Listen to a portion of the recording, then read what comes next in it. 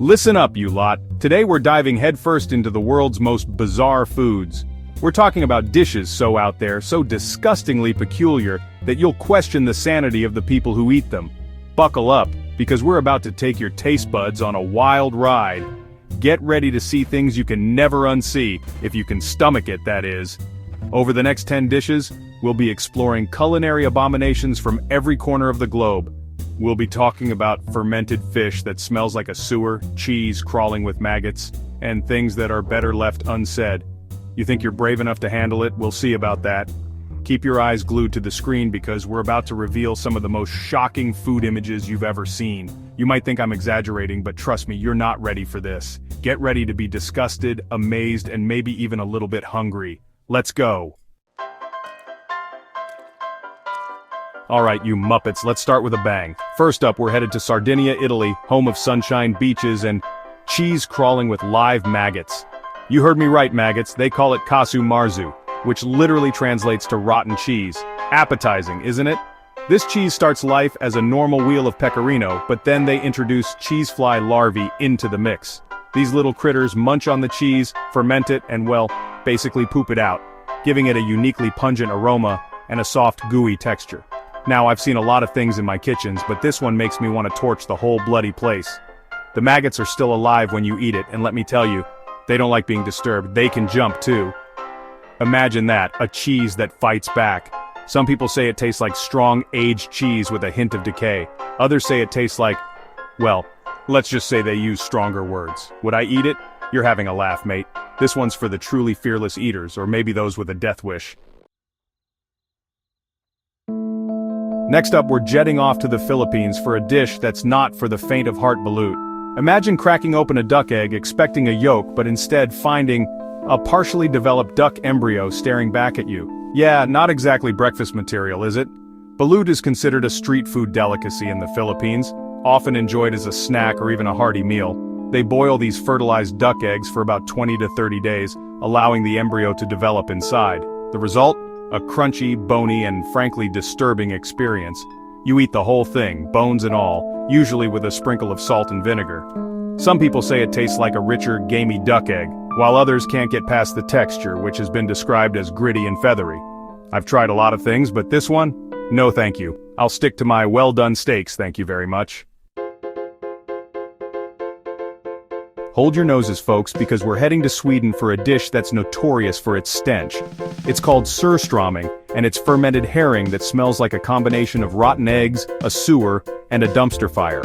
Seriously, this stuff is potent. They catch Baltic herring in the spring, ferment them for months in barrels, and then can them up while the fermentation process is still going strong. That means the cans actually bulge due to the gas buildup inside. Opening one is a dangerous game, and it's best done outdoors, far away from any innocent bystanders. The smell is truly something else. It's so bad that some airlines have banned it from their flights. But believe it or not, some people actually enjoy the taste, which is said to be salty, sour, and intensely fishy. They usually eat it on thin bread with potatoes and onions, trying their best to ignore the gag-inducing aroma. Get ready to head north to Iceland, home of breathtaking landscapes, cozy pubs, and fermented shark meat. That's right, folks, hakarl is the dish, and it's not for the weak-willed. This traditional Icelandic delicacy is made from Greenland shark, a creature known for its toxic flesh. You see, Greenland sharks don't have kidneys, so their bodies are full of uric acid and trimethylamine oxide, which is what gives the meat that lovely ammonia-rich aroma. To make hakarl, they bury the shark meat underground for weeks to ferment and detoxify, then hang it to dry for months. The result? A pungent, chewy, and frankly challenging dish that will leave your palate begging for mercy. It's often served in cubes on toothpicks, and first-timers are advised to hold their breath and chase it with a shot of Brennivin, a local schnapps. Would I try it? I'd rather wrestle a live octopus. Now we're heading east to China for a dish that's visually striking, to say the least. Meet the century egg, also known as a 1,000-year-old egg or preserved egg. Don't worry, it's not actually a century old, but it might as well be. They take duck, chicken, or quail eggs and preserve them for weeks or even months in a mixture of clay, ash, salt, quicklime, and rice hulls. This process transforms the egg, turning the yolk a dark green or gray color with a creamy texture. while the white becomes a translucent jelly-like substance. The century egg has a pungent, ammonia-like aroma, similar to some of the other fermented delicacies we've explored. It's often served as a side dish or used in congee, a savory rice porridge. Some people describe the taste as salty, earthy, and slightly sulfurous. It's definitely an acquired taste and not one I'm particularly eager to acquire. Hold on to your chopsticks because we're about to dive into a dish that's as fresh as it gets. Sanakji is a Korean delicacy that involves eating live octopus tentacles. You read that right, live. These little suckers are still wriggling on your plate when they're served to you. The octopus is usually cut into small pieces and served immediately, often seasoned with sesame oil and sesame seeds. The tentacles are still active, so you need to be careful when eating them. They can stick to your mouth and throat, posing a choking hazard if you're not paying attention. Some people say the flavor is mild and slightly sweet, while others enjoy the chewy, almost crunchy texture. I've got to hand it to the Koreans. They're braver souls than me. Eating something that's still moving? That's a hard pass from me. Next stop, Cambodia, where we're about to face our eight-legged fears. Fried tarantulas are a popular street food snack in this part of the world, and believe it or not, they're considered quite a delicacy. They usually deep fry these hairy spiders in a seasoned batter until they're crispy on the outside and soft on the inside. The result? A crunchy, slightly salty snack that's surprisingly meaty. Some people say it tastes like a cross between chicken and crab, while others compare it to soft-shell crab. Now, I'm all for trying new things, but eating a spider is where I draw the line. The thought of those 8 hairy legs and those beady little eyes staring up at me is enough to turn my stomach. I'll stick to my fish and chips, thank you very much. Get ready for a taste of Mexico, but this isn't your average Taco Tuesday. Escamoles are edible ant larvae, often called insect caviar due to their delicate flavor and high price tag. That's right, these little critters are considered a delicacy in Mexico.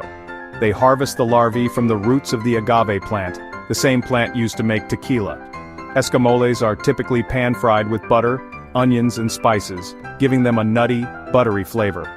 Some people say they have a slightly poppy texture similar to couscous. Now, I'm all for sustainable eating, but I'm not sure I'm ready to swap my caviar for insect larvae just yet. Maybe if they were served on a crispy tostada with some guacamole and a shot of tequila, I might be persuaded to try one, but for now I'll stick to my tacos, thanks. This next dish is sure to make you roll your eyes, literally. We're venturing to Japan, where tuna eyeballs are considered a delicacy. You heard me right. Those big gelatinous orbs staring back at you from your sushi platter? Yeah, those are edible.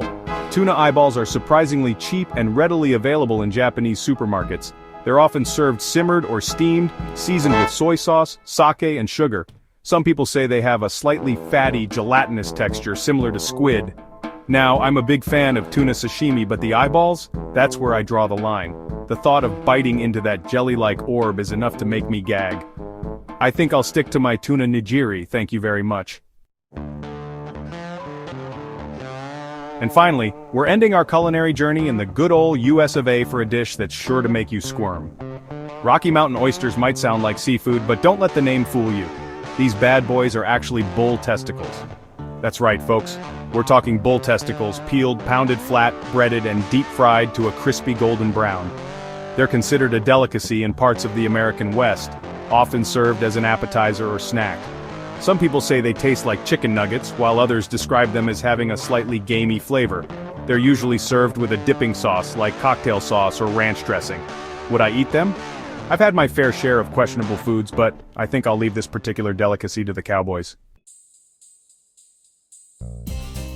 Well, there you have it, folks. 10 of the weirdest, wildest, and most stomach-churning foods from around the globe. We've seen cheese crawling with maggots, fermented shark meat, and even live octopus tentacles. Tell me, which one made you want to lose your lunch the most? Would you be brave enough to try any of these culinary curiosities? Let me know in the comments below. And if you're feeling adventurous, maybe even suggest some other bizarre dishes for me to feature in a future video. Thanks for joining me on this gastronomic adventure. Don't forget to subscribe for more food-related content, and until next time, happy eating. Or should I say, happy surviving.